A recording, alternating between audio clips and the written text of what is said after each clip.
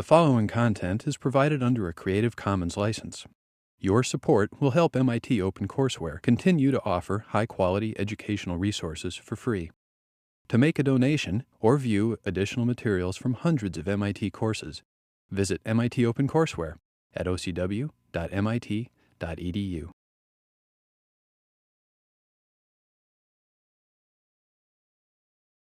Okay, so a couple really quick announcements. On Monday, I mentioned a number of other classes that are offered in the spring if you're interested in game development here at MIT. And I forgot this one. This is 11.127. It's also cross-listed as CMS.590. It's taught by Eric Klopfer and Scott Osterweil. Scott should be in our class next Monday, I believe, to talk to us about learning games. But if you end up being interested in games for learning, games for education, this is a great class to take, and it's offered in the spring. We also have a class, CMS.615, Games for Social Change. It's being taught this fall. So if you're interested, if the topics of the games that we're working on for Project 4 are something that you just find yourself really interested in the next couple of years, those are two classes you can take to explore that further. All right, so I guess for me it's talking for an hour, and then after that, teamwork, right? Absolutely. Okay. So today what we're going to do is talk a little bit about aesthetics, about what we mean when we say we want your game to have a cohesive aesthetic. We do realize that the games that we're asking you to make are extremely time constrained, right? We've been asking you not to go terribly much beyond the scope of what you've done before, but what we want to see in your game is a really, really cohesive aesthetic.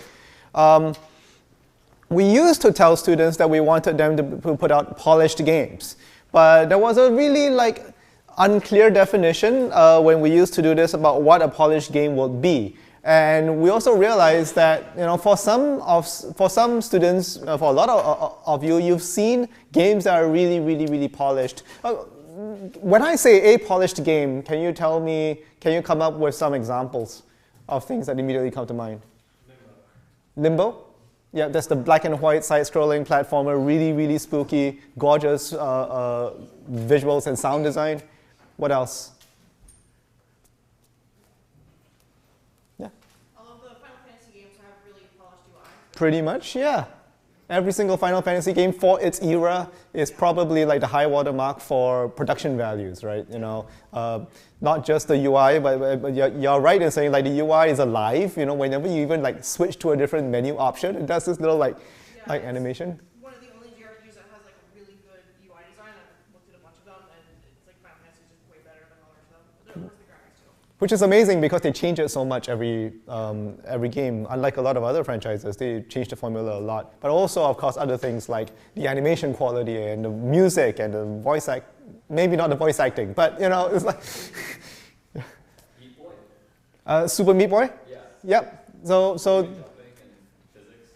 yeah, it's for folks who haven't played this game. It's a really punishing game, but it makes it super easy for you to try again. In fact, there's like a single frame between you dying and you starting the game again, and it goes right off. A game built by 2 people, by the way. It's an indie game, and you can see it in documentaries like Indie Game, the movie, and you can see, even though that they're working on their own, and they did spend a considerable amount of time on it, extremely visually polished and musically amazing game as well. Monument Valley for the iOS. Yeah, I can't remember it hasn't come out on Android yet, but it's definitely iOS right now. But what strikes you as polished?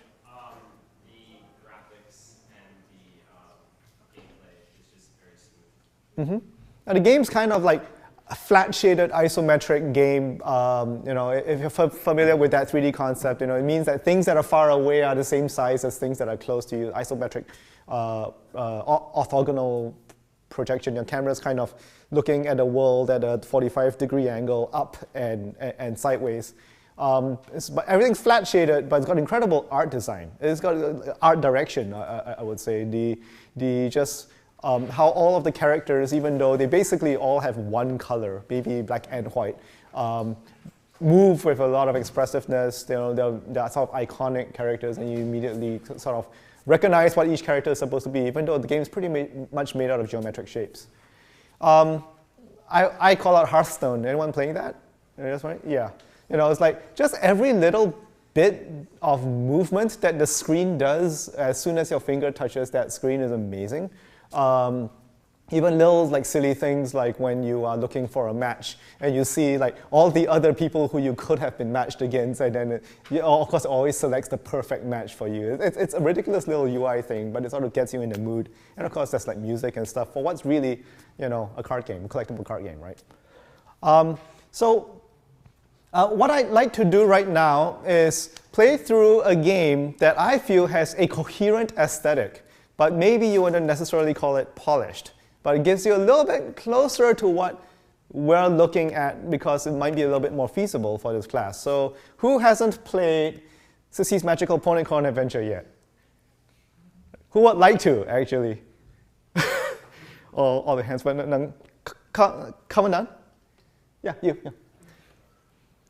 Okay.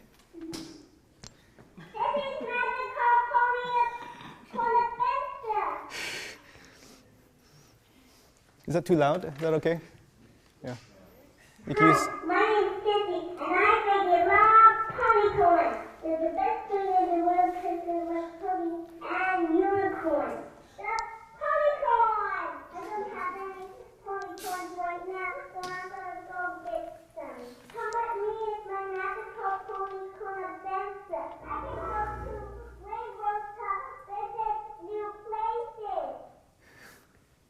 That's not a ponycorn. It goes on a toe. That's weird.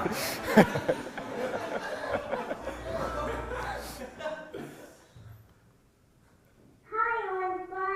My name's Sissy. Do you love ponycorn? Me too. Got any yarn? Great. If I find any ponycorns, I'll put them in these jars. This is the empty jar for holding ponycorn. I see new rainbow.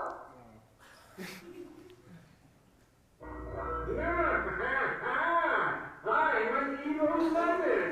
What's that? It's your lemon. Now you squirt the lemon juice in your eye, and that stings. Oh no, what will I do? Stay away.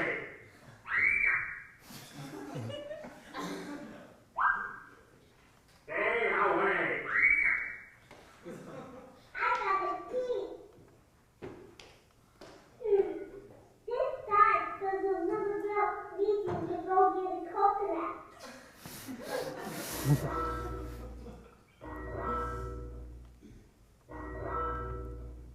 Sir, I am a tiger, and I'm going to eat No, you. you're not. Yes, I am. No, you're not. Yes, I am. I'm going to eat this ponycorn. I got a coconut.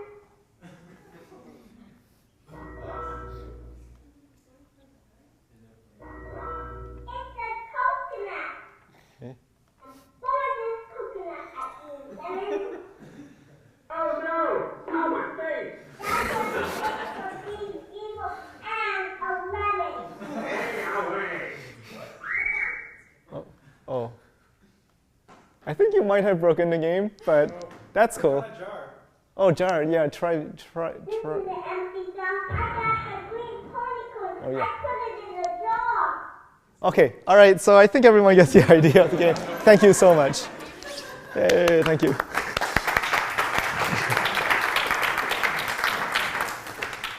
So let me actually switch to my presentation. There we go. I'm going to talk a little bit about aesthetics. Now, you know, what about that game seemed off? Let's start with what in that game seems out of place?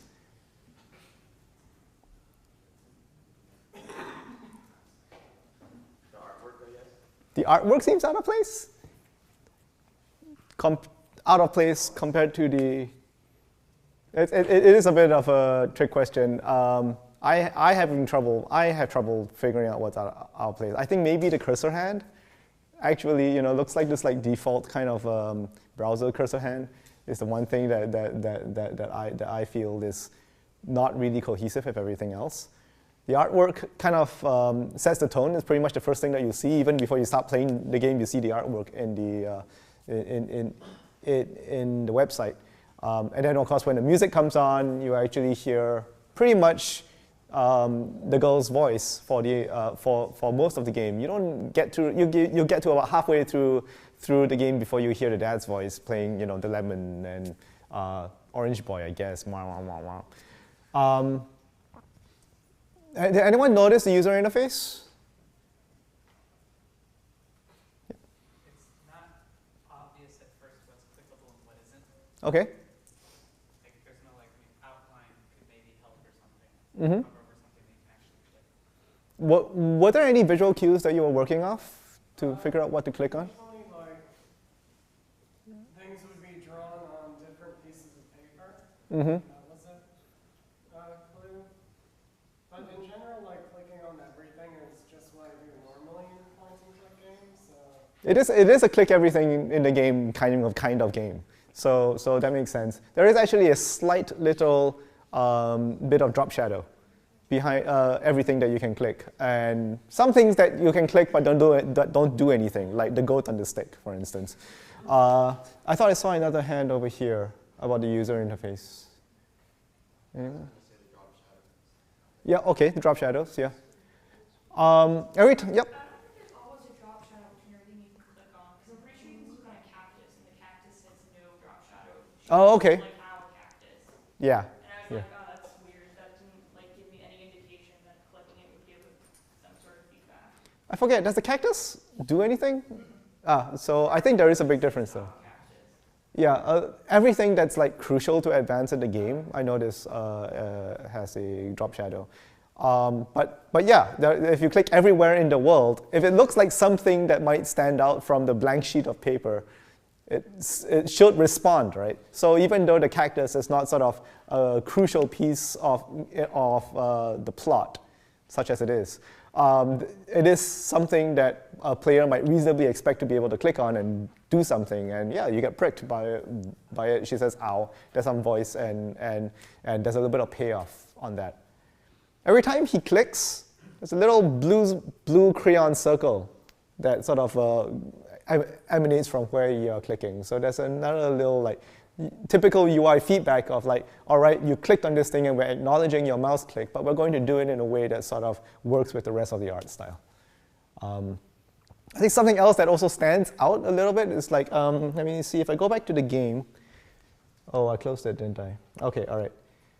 Does anyone remember if the border between the game space and the inventory, was that a straight line, or was that kind of a raggedy thing?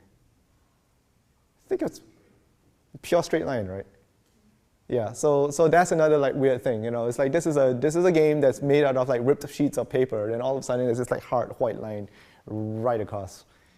What works in this game? Why would someone want to play this to the end, which just takes about 5 minutes? It's not terribly long, but. It's sort of all whimsical, and you kind of want to find out what this girl came up with, how what they worked together to create them, basically. The story behind the creation of the game is also interesting. Yeah, it's a father, daughter, but the daughter led the project, basically determined how everything was going to work. The dad just did the coding and some voices, of course scanning and things like that. But very quickly you're introduced things like the goat and the stick. Very, very quickly it just establishes that you're just playing in the 5-year-old logic right now, right? And this whole world is going to work that way. The fact that it's narrated largely by this character who has an opening cutscene actually is just I'm Sissy and I freaking love ponycons, and then explains what a ponycon is, and then and you don't actually get to see one until pretty far into the game, but as soon as you're told yes, that lump of green is a ponycorn, It's a pony with a unicorn horn at the end. It's like, okay, all right, that's a ponycorn, that's something I want. And you already, at that point of time, you already know you're supposed to put them in jars. So,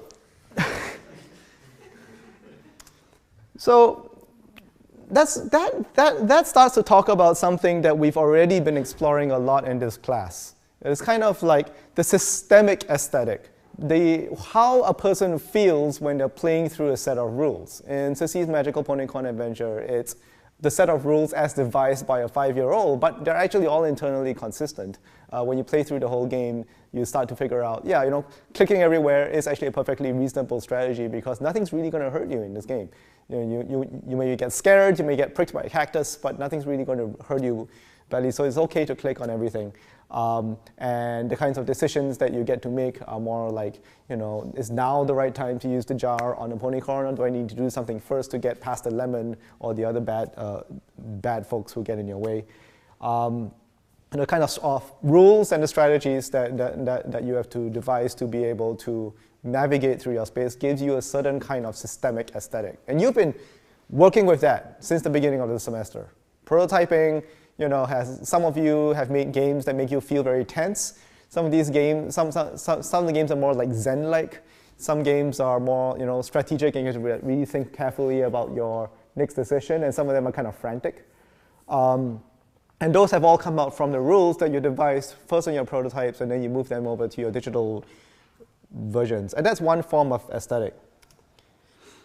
But then there's also the other kind of aesthetic that we've been talking a little bit when we talked about polish, right? The art direction, the music, the render, how a 3D object is rendered, or even how a 2D graphic is represented. Is it drawn in crayon, or is it high quality line art, or is it something running in the Crytek engine, and you've got normal mapping and specular lighting, and things look like fire and glass and concrete.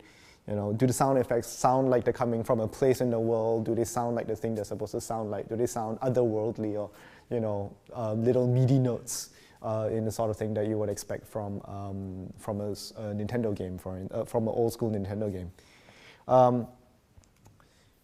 And then there's the things that we would normally refer to as sort of the story of the game.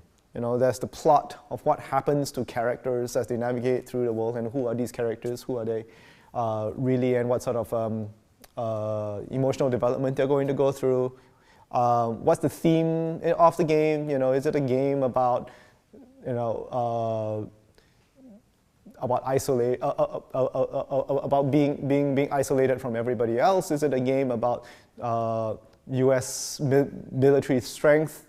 I think the theme of Call of Duty is actually America starts wars, England finishes them, which is kind of weird if you look at history. And where is this game set? When is this game set? And hopefully that's clear enough. And I think one of the things that can help is just a little bit of vocabulary, so that when you're talking in your team about what's working in your aesthetic, it helps to be able to put words to it so that people can understand what part of the aesthetic that you're talking about. Are you talking about the things that have to do with your game system, right? Your rules and the logic of your game, and how is that going to make someone feel while they're playing your game?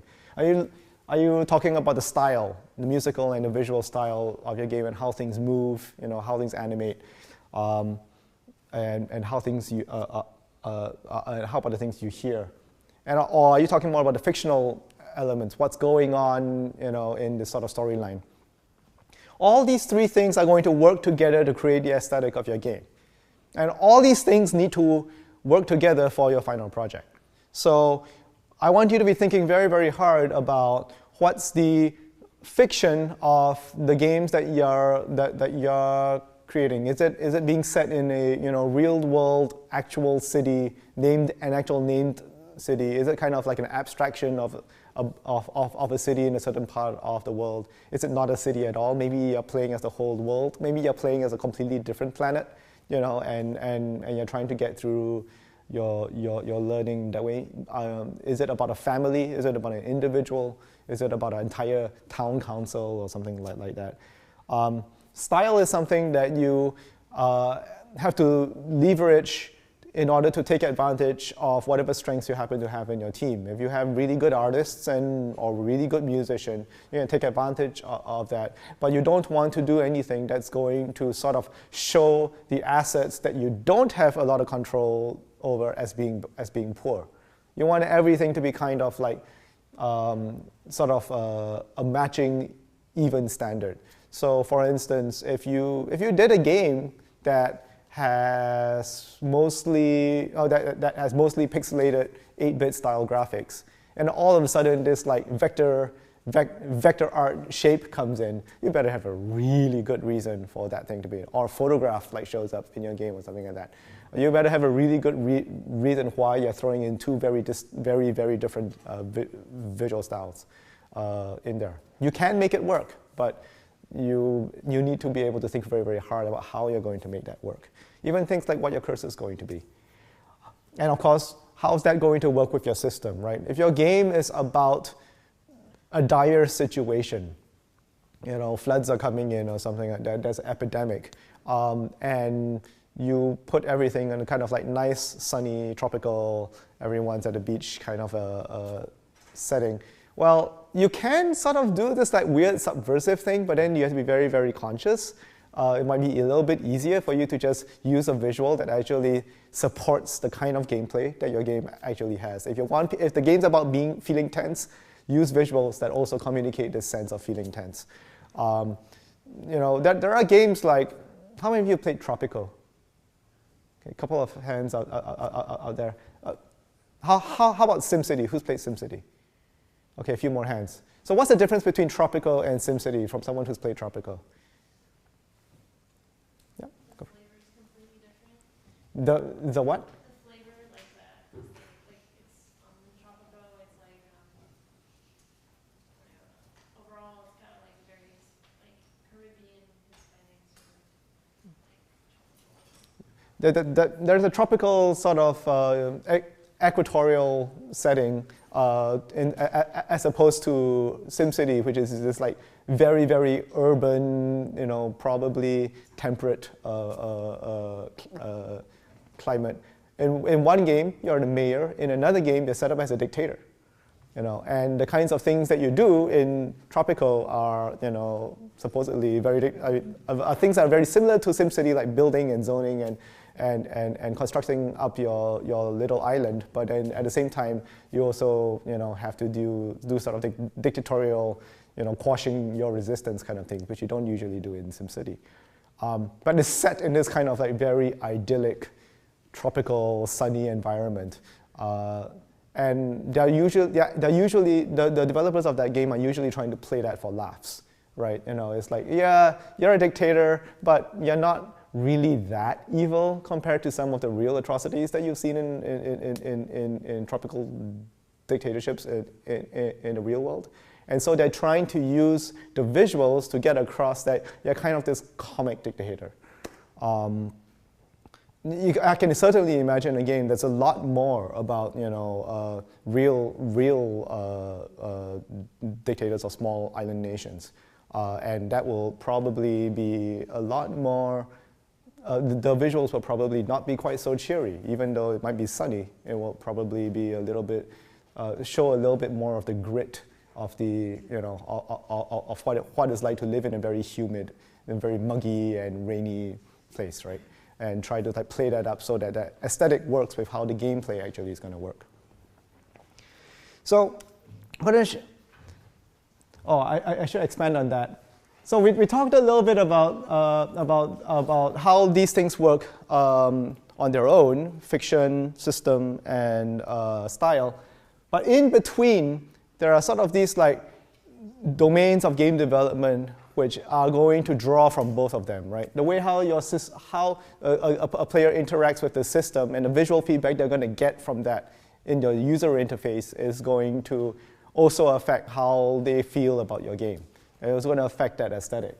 The way how, you know, a certain character has a theme song, for instance, you know, this one character who's been lurking in the background, and you've always heard the theme kind of in the background, and then they show up in front, and then suddenly there's a full orchestration of their song. Things like that are how style and fiction work together, right? You know, this is this particular character's theme, whether it's like Gollum or you know, the theme of one of the big cities in Lord of the Rings or something like that.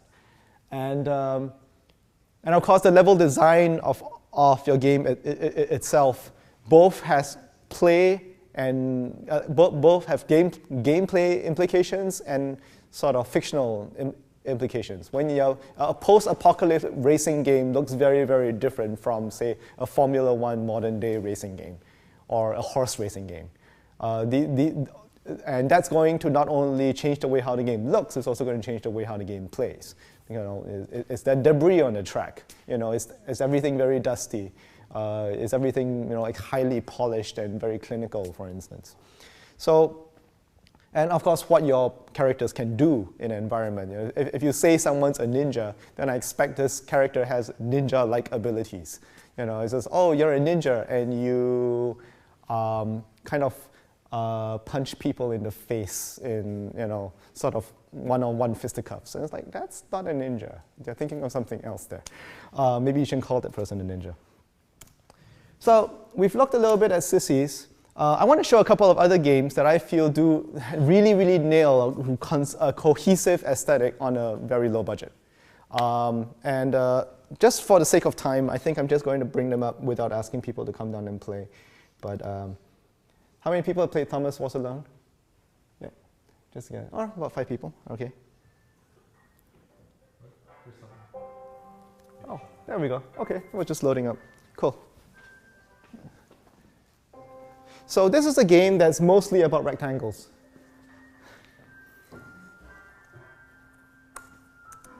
There we go.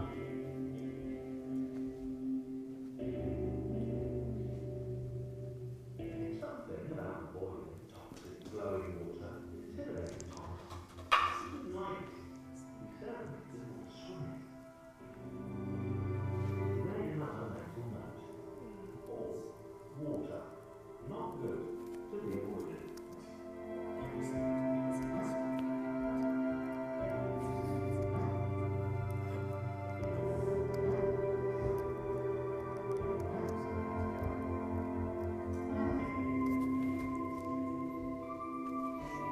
I'm glad I'm not making you play this because this is really giving me a crick in my neck.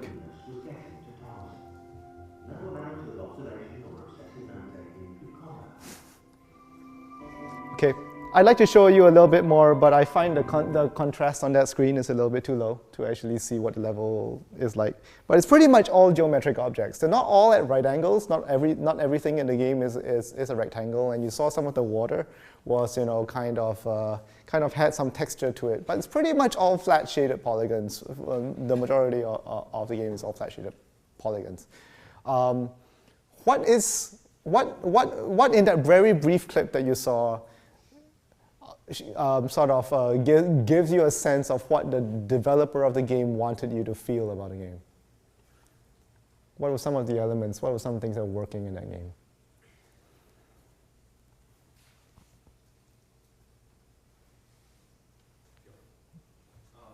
There's a lot of empty space, and it sort of adds to like the environment of being alone. Yeah, you're very, very small in the screen, and compared to the rest of the screen.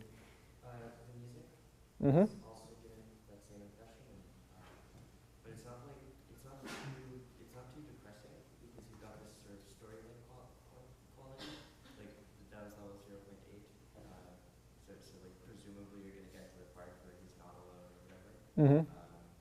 Yes, Thomas was alone, not Thomas is alone. Yeah. No, this is you are making some very logical assumptions about this game, which are actually entirely true about this game. Eventually, you find other cubes, rectangles actually. All right, and so that's the way how the music works to sort of set the tone of, yeah, it's kind of melancholy, but not completely depressing. You've got a bit of a beat. What else? I can't remember if you mentioned the voice acting, but what's that doing to the game?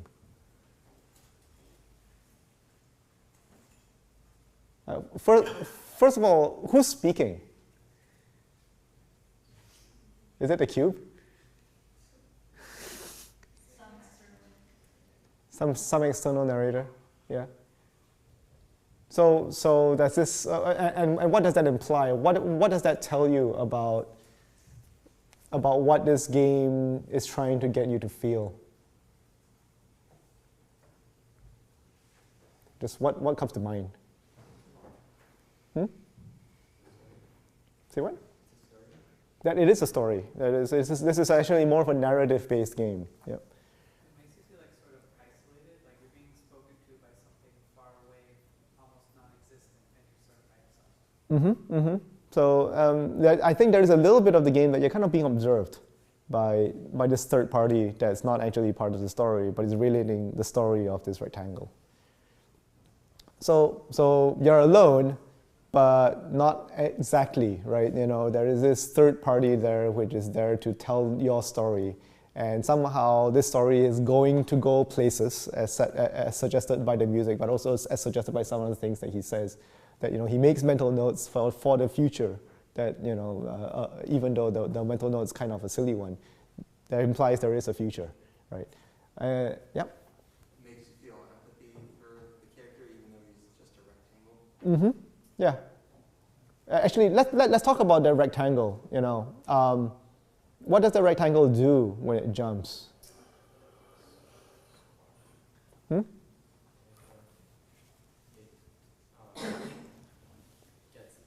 Yeah, I guess those squash and stretch animation there, right? You know, it's like for something that's really just 4 right angles, it's actually remarkably expressive when it actually does a single jump. So it gives you this sense that this thing is not an inanimate geometric object. This thing's alive. You know, this is an organic square or rectangle. Okay, so we've gone through a couple of ways how this game achieves its sort of aesthetic quality. Let me see what my next slide was going to be.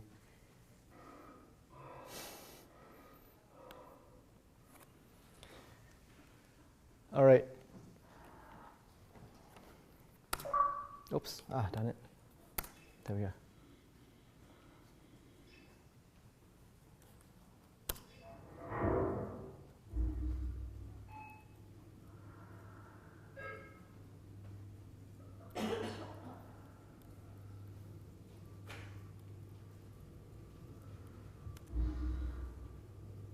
I'm hitting the space bar whenever you see it, like a big circle radiate. That's me hitting the space bar.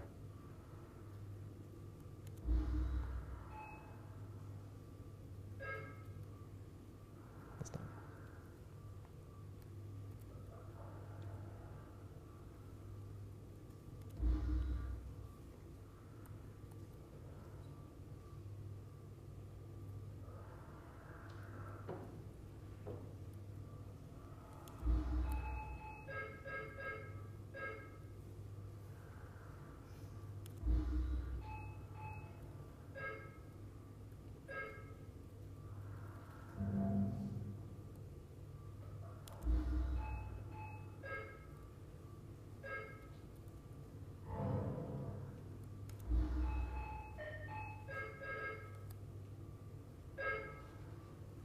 What does that even say? Oh, geez, okay. Okay.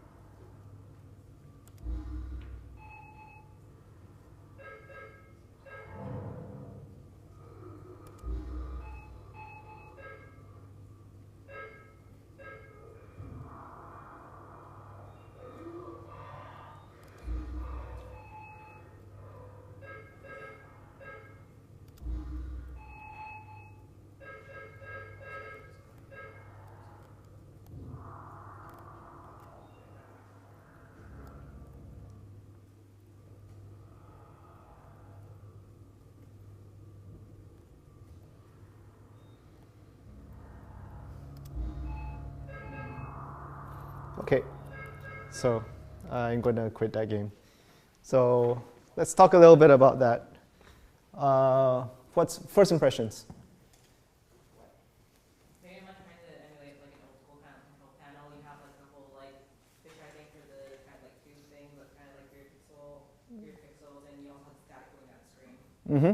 So there's like some sort of vertical hole jittering going on. And actually it's kind of, doesn't look like it's a flat screen, right? It looks kind of a, yeah, a little tube shape to it. Yep, that's a good one. What else? That's developed by one guy, by the way. You keep breathing the whole time, so it kind of makes you feel like claustrophobic, like you're in a small space, looking at this monitor. Yep. So the fact that you can hear your own breath sort of gives you an impression of the space around you, which is simultaneously really, really small and really, really large at the same time. You know, you're in this tiny little thing, but there's huge world outside of there. What else? Is there any music? I didn't get what the objective was, but it kind of sounded like you're some kind of spaceship or something. You're astronaut in some kind of spaceship or something. You're trying to search for air. Yeah. So let's say, okay, air is important, and there's a lot of things that remind you of that, right? You have the breathing sounds, you have the things in the world that are sort of poking that you can pick up. There's a little oxygen meter. I'm not so sure if all of you saw that. There's a little oxygen meter that's constantly running down, and the sound of your breathing changes depending on how much oxygen you've got, or if you pick up an air pocket and then you can breathe. What else? Okay, so you said spaceship. A few people said spaceship. What else gives you the impression this might be a spaceship? Because the game never tells you that you're in a spaceship. I actually thought it was underwater. It could be underwater. So what's the evidence for each? Yeah. So for the underwater, whenever you press spacebar, it kind of looked like a radar sort of pulse. It's kind of like the sonar ping, yeah, which is something that you expect to do underwater. But what are the things that remind you of space in this game?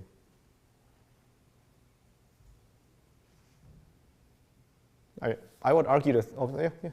Some of the objects on the screen look like they could be stars before you understand. They look like constellations, right? There is that issue when you're trying to turn around, you can just kind of stop, and it almost seemed like you're doing something thrusters or some kind of concept like that. Yeah, there's a lot of inertia in changing your direction. Yeah. Apparently there is an answer on whether it's space or underwater. I don't actually know the answer to that one. But they're both plausible conclusions from actually nothing that the game explicitly tells you. All of that you derive from hints, from the aesthetic. But because the game kind of works together really, really well on the game mechanics of running out of air and the visual representation of having this old school monitor, as well as the sound of you breathing and everything that you kind of like know about what it's like to be in a situation where air is important, which implies you're certainly not walking around on the ground somewhere, right? Or if you are, you might be on a different planet or something. And what you know about inertia gives you this impression, this very, very deep kind of world that you can sort of like make theories about and imagine where you might be without the game actually having to tell you any of that. So that's a game where I feel is really, really successful in getting that across. This next one, I'm just going to play a demo. This is DEF CON. It's kind of like a real-time strategy game, only on a sort of like global thermonuclear war kind of scale. Oops.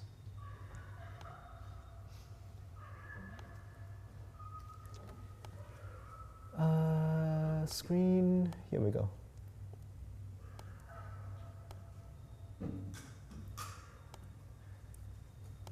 Is this 1280 by 800? I think my screen resolution changed on me. Yeah, when I tried to fix that problem earlier. The screen resolution changed on me. That doesn't matter. I'll switch it to something else. We'll say this is fine. So I'm just going to play a demo. This is just the game that you see. This is as if the game is just playing against itself, AI versus AI. If anyone have seen, how many of you have seen war games? Okay, wow. Okay, this is Matthew Broderick. Is that right? This is very much inspired by that. And the idea, of course, actually, I'm not going to tell you that beyond what I just said. I want you to start calling out things that sort of work aesthetically about this game. I'm going to move the camera around too.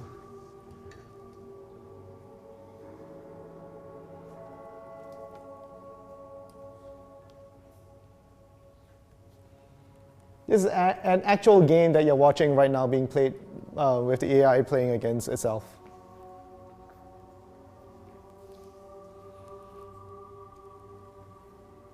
You just call out stuff that strikes you about this game. The typeface is like very nicely apocalyptic, like all angles, and I don't really know how to explain it, but it feels good.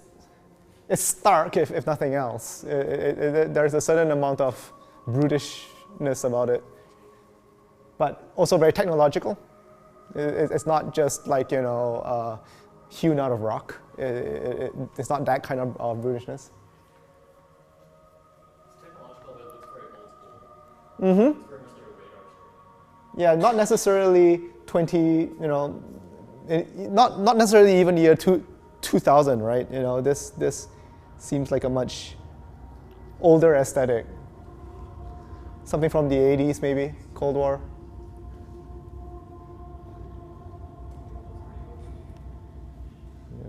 Scroll over to something a little bit closer. No one's in America. Okay. This is Continental War. What else?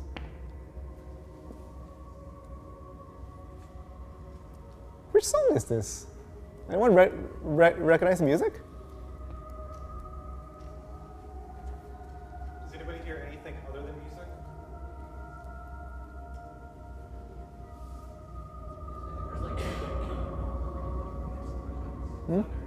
Thunder? Is it thunder? Where do you think this little klaxon, really soft? Where are you? Where are you supposed to be while you're playing this game? In a war room? Underground? Several miles underground, maybe? It's a disturbing game. The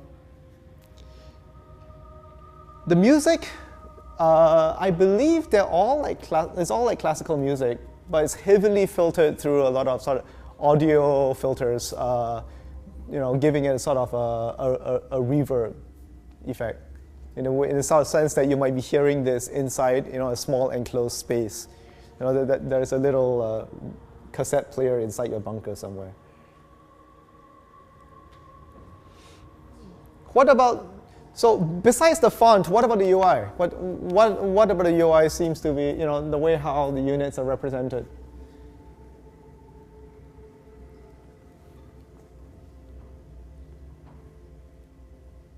Like those ships, are those ships life-size? They're not, right? They're not the size of several cities put together. These are sort of abstract representations. These are sort of army pieces that you're moving on a board, only it's a digital board, that represent armies that are out there in the water or flying through the air, squadrons that are flying through the air somehow. So I'm going to quit now.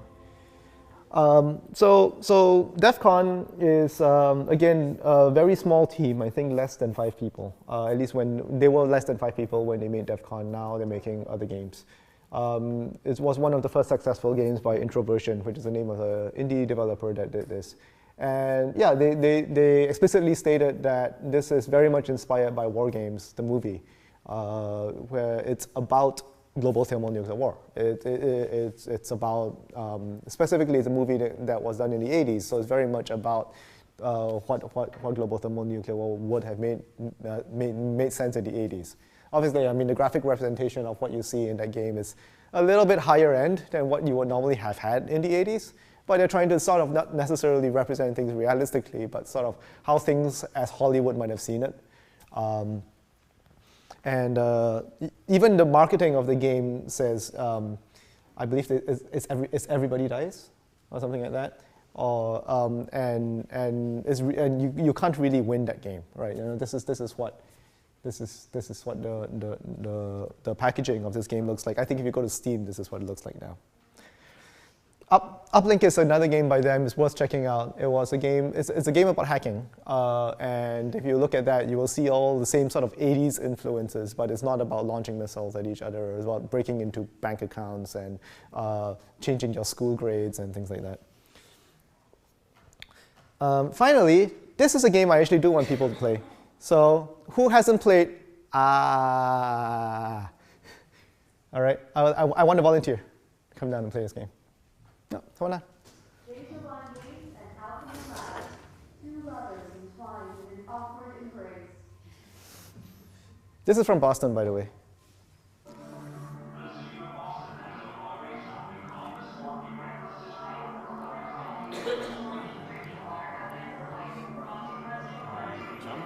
Go for it.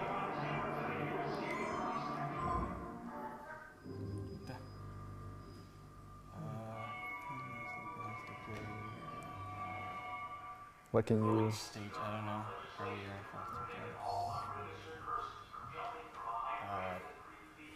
Yep. Hit unlock. Oh. Oh. Fine. Just try. Okay. Oh, No. that one? Try it. Yeah. Okay. Yeah, okay. that one can play. Okay. So the basic idea of this game is it's a base jumping simulator. So you use WASD to like jump off the side of a building and then just fall. Try not to hit anything.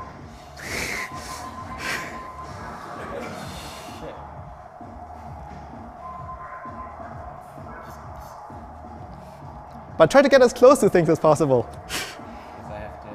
Because that's how you get points. Oh, something happened to the sound there.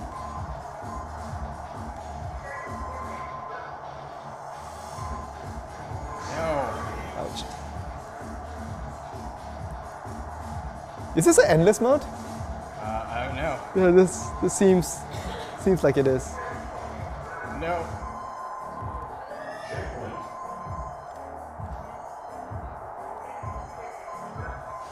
Sorry. Controls are really Okay. hard. Try hitting spacebar.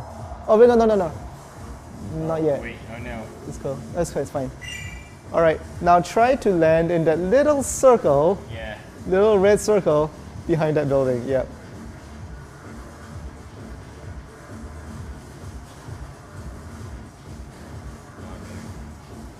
Okay.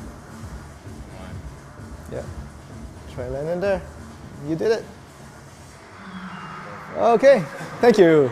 Thank you. Thank you.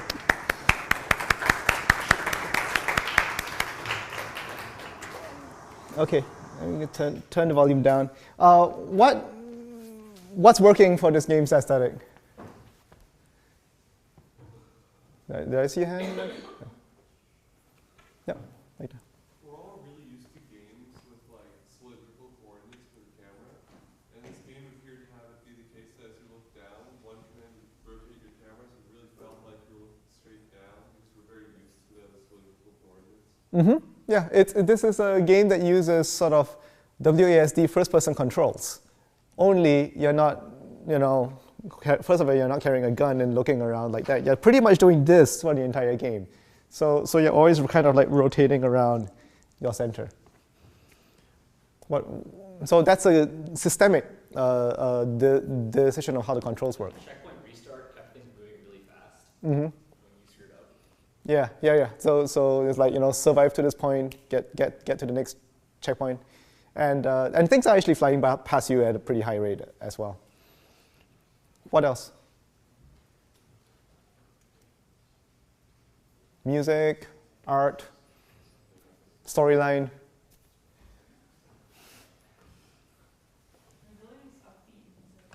Mm-hmm.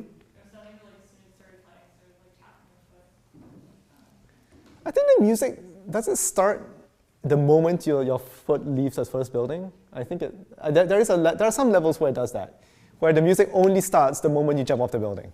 It's like you can stay on top of the building as long as you want, but nothing happens, and then as soon as you jump off, the music starts.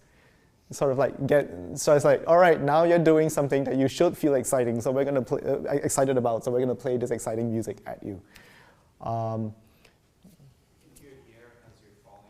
Yeah, there's this very strong sort of rushing sound, and you're getting other UI sounds as well. Those are the things that are actually giving you.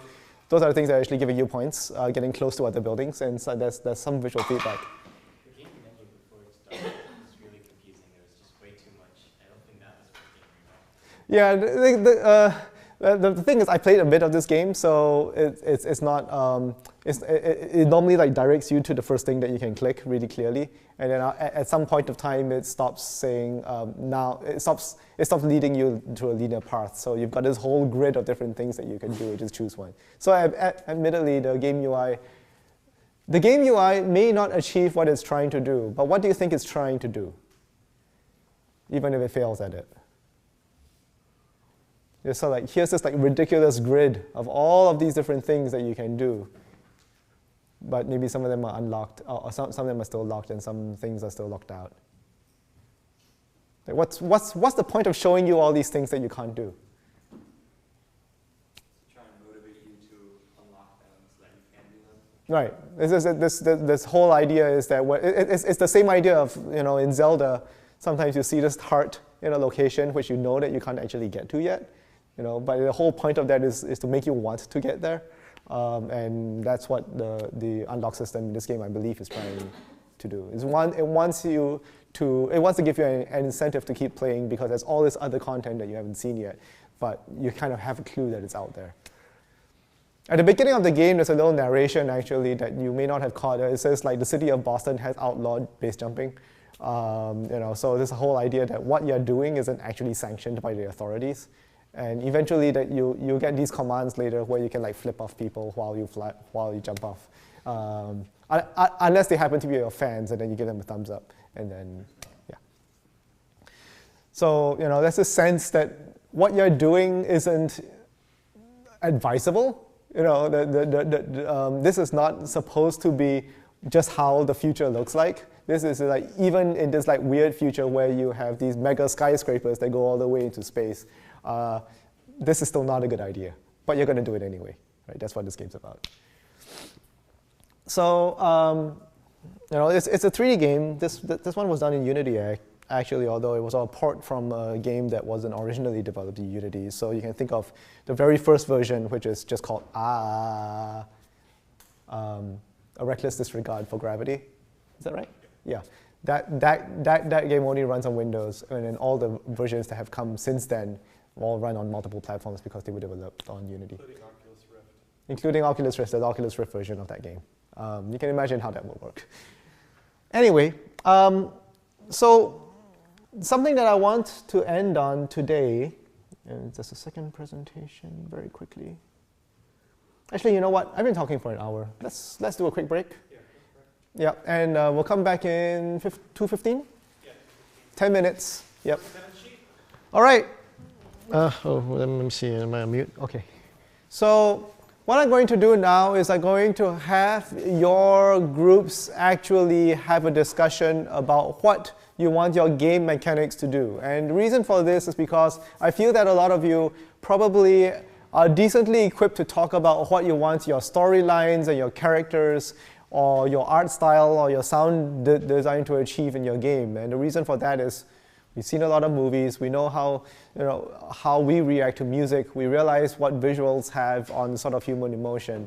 But I'm not sure if you've had this discussion yet in your team about what you want your mechanics to do aesthetically. What kind of like experience you want to generate for the player. So really is what you want everything in your game to do, but right now I'm asking you to do a discussion about what you specifically want your games to do. I'm going to throw some words at you to help you be able to frame these ideas inside your team. The first is that, is this a game? How many of you feel like you're making a game that's kind of about strategically outwitting the game system? Like being smarter than the computer, basically, or being smarter than the game designer.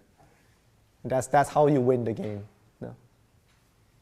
How many of you feel like your game is really about some random thing happens and now you have to deal with it? Okay, let's see a few hands out there, maybe. And some of you don't know where your game falls in that, in that spectrum. Of course, it could be a bit of both, right? A French writer named Roger Calois came up with a categorization of what these different kinds of gameplay could be termed, and he came up with Argonne and Alia. Alia, some of you, if you've ever studied Latin or Roman history or anything, might recognize it from Alia Jacta Est, which is, the die is cast. So the word comes from dice, and it sort of represents games of chance. As Argonne is a little bit more about conflict. It's about, usually, person versus person conflict, but in case of games, it's just kind of like competitive contests of skill. Basically, how well can you deal with this challenge that's put in front of you. Calois goes on and describes this as this is sort of ludus. This is the ludic kind of play where you're sort of playing, they're very specific to what games are all about. There are other forms of play out there in the world that don't necessarily have anything to do with games. So a game isn't required to have one of these things. But for the most part, what Calois claims is that this is the thing, these kinds of actions are the things that really, really sort of set games apart from other kinds of play. There's Argonne and Alia. But then what else is there in play? There's paella and illings, which again, words that I don't necessarily expect you to remember, but here are words that might be a little bit easier to recollect. The sense of being someone that you are not. Mimicking something that you might fantasize of being, or that you're being asked to perform. Are you a person on run from the zombies? Are you a military soldier? Are you a detective? Are you an assassin, a scoundrel, that sort of thing? You're being asked to play that part. Are you a town hall mayor? Whereas Vertigo, it's about the sort of like the physical sensation of playing the game. And when it comes to digital games, usually that's one of the things that digital games have like the biggest problem, unless you're doing something like Dance Dance Revolution, where you're actually having to play the game as a full body or a Kinect thing. But even games like we were describing a game that's very much trying to give you this sense of physical motion, right? So they're trying to sort of conjure up this sort of bodily freedom, even if that freedom may necessarily mean a loss of control, to sort of give you a pleasurable experience. And you get that in other kinds of play. How many of you played that game where you go around a baseball bat with your head down, and then you have to walk? No one does this? That's my favorite game. Okay, yeah. Yeah, you get yourself as dizzy as you can. Sometimes you look up and you spin, sometimes you look down and you spin. And then you try to make your way across to the other side of the finishing line. And that's like literal vertigo, right? So we've got like these different kinds of sensations that this one theorist has already described. They're probably not everything that games that can possibly do. But they're kind of, in one way of describing it, kinds of fun. There is the sort of competitive skill, test of skill. There is the, does fortune favor you today? You know, are you feeling lucky right now? Do you want to press your luck? Do you get to be somebody else and live through that experience, or do you just get to be in a sort of physical situation that you haven't been? These are all different things that your game mechanics can achieve. What I'd like to describe is like the stuff on the right is like the stuff that sort of puts you into the moment. This is sort of like spontaneously, where you're being asked to spontaneously react. You know, can you think like a mayor of a city or a president or a monarch? You know, can you react in a way as if buildings were flying towards you in 200 miles per hour? Whereas everything on the right is what we typically described as the structure of the games. You've been experimenting with this in your prototypes since day one. But there's also kind of like the differences between the decisions that you get to make and the things that kind of just happen to you and you get to react. So, you know, I like to describe the stuff at the bottom as kind of fate, right? This is the fate that you have. Buildings are going to fly into your face, and you kind of need to be able to then make decisions to be able to just deal with that reality. Or fate being, well, the dice is going to show what it does. But the test of skill is the part where you get to decide what you're going to do, given that you know the odds and that you know what kind of actions that you can take. So right now in your teams, what I'd like you to do is actually have a discussion about, given your prototypes that you've developed so far. I don't think we're not doing a test today. We're doing tests on Monday, right? So what do you want your prototype on Monday to try to achieve? It could be any combination of this. It could be all of it. But I would like you to have that discussion in your team, just maybe 15 minutes. Yeah, that's plenty of time. And then what we're going to do is just do a very quick report back about where you think your team, just one person from each team will come down and tell us what are the things that you think you want your game mechanics to achieve in your prototype on Monday. Okay? 15 minutes, that will get us to basically about 2:40. All right, so go right ahead. I'll just leave that up.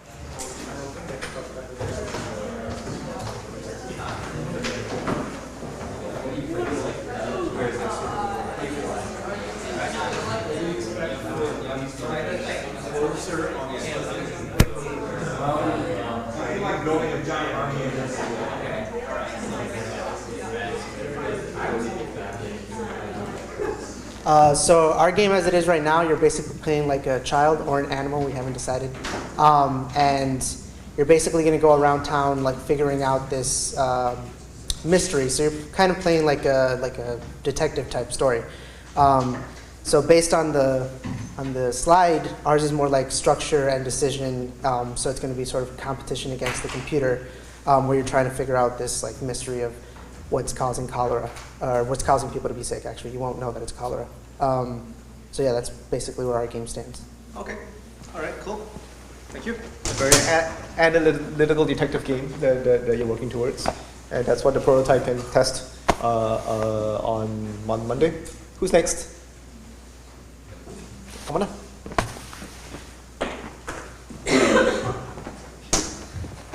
Hi, we're Snap. So we're planning on making a very competition-heavy game because you're going to be playing with a bunch of other people. So for Monday, we want to have that competition structure in place so that we can see how it works. We're also adding a little bit more fiction to Snap, which was very abstract. And so we're going to later on test how that works out. But for now, it's just really going to be the basic competition of the game that you played. Okay, all right, thank you. Yep.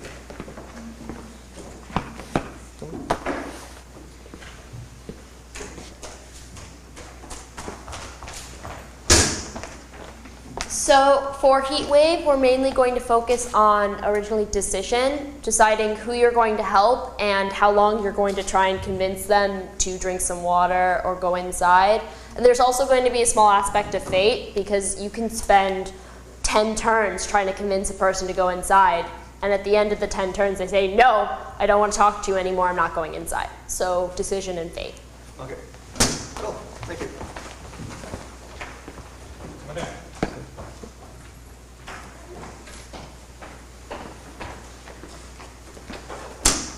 Our team is working on forecast-based financing.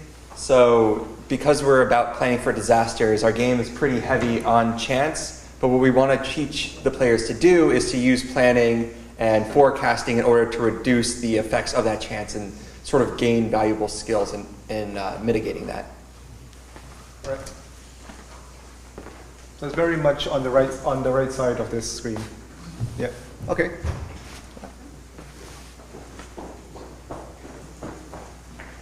Hi, so we're the other Colorado group, and we decided to create a simulation-based game where there are many villages and they have their own sort of water source. And we have cholera as sort of like some sort of like entity that can sort of spread from village to water to other villages. And pretty much every village has their own population. They have their own infection rate. And what you are pretty much some sort of person who really like has a lot of power and wants to fix this cholera outbreak. So this game focuses a lot on decision making because you have many different ways to try to fix this problem, either short term, using like simple purification systems to long-term like waste management. But this game will also have a lot of chance because obviously these things aren't 100% like efficient. There's going to be some failure rates, there's going to be some breakdowns. What we want to focus on right now is to make sure that we can get our villages to have their own sort of like parameters, make sure that the cholera, like we have some way of representing cholera and how they spread to like all the other villages. Okay. Cool, thank you. Was that all the teams, or was there one more? That's pretty much it. Okay, just a quick thing. So, a couple of thoughts.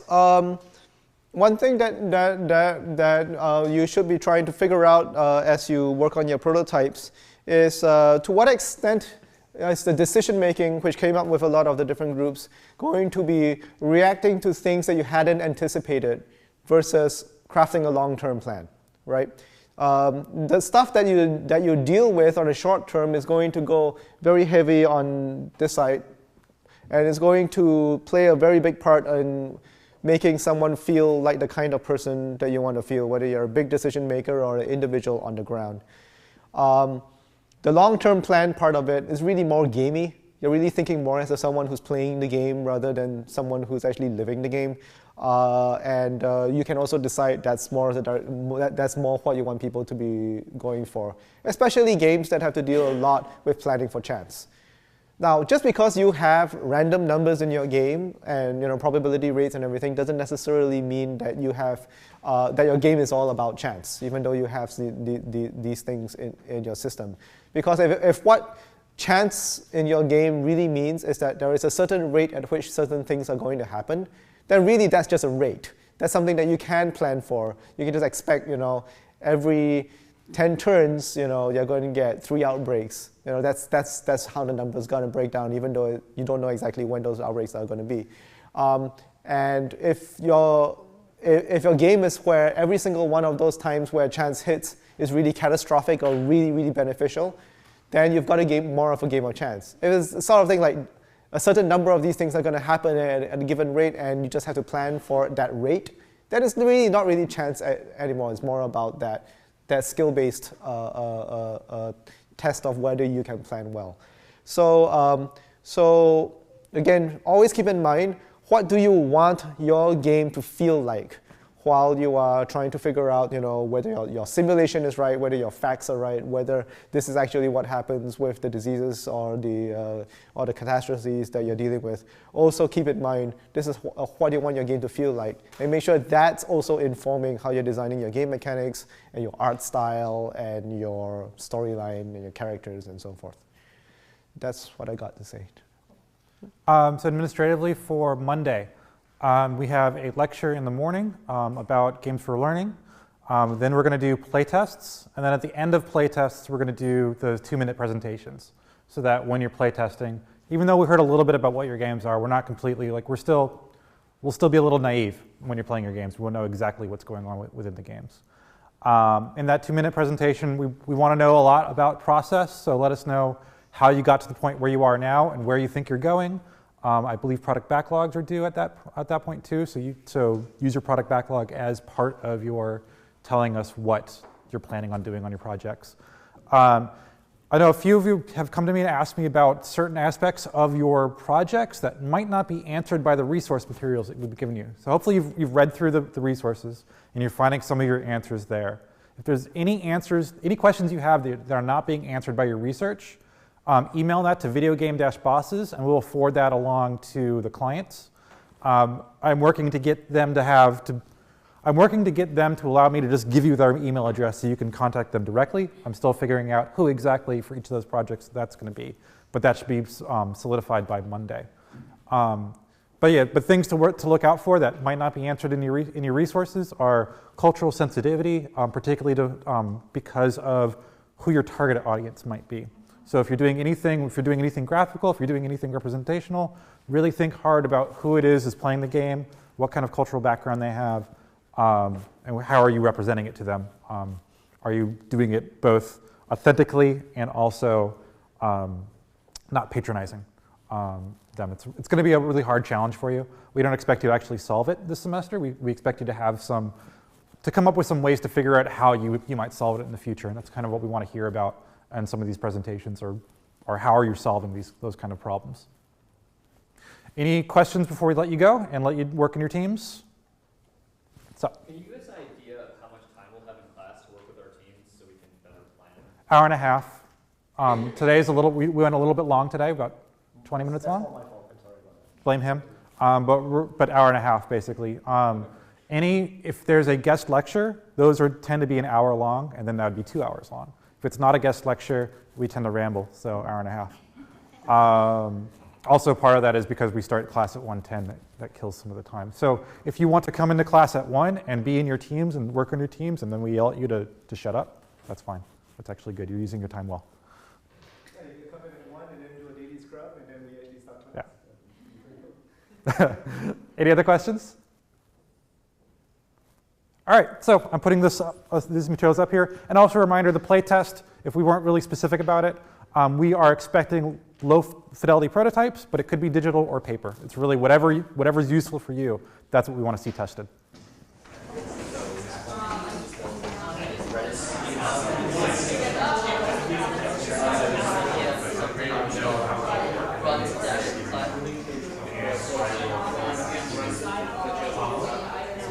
Good job.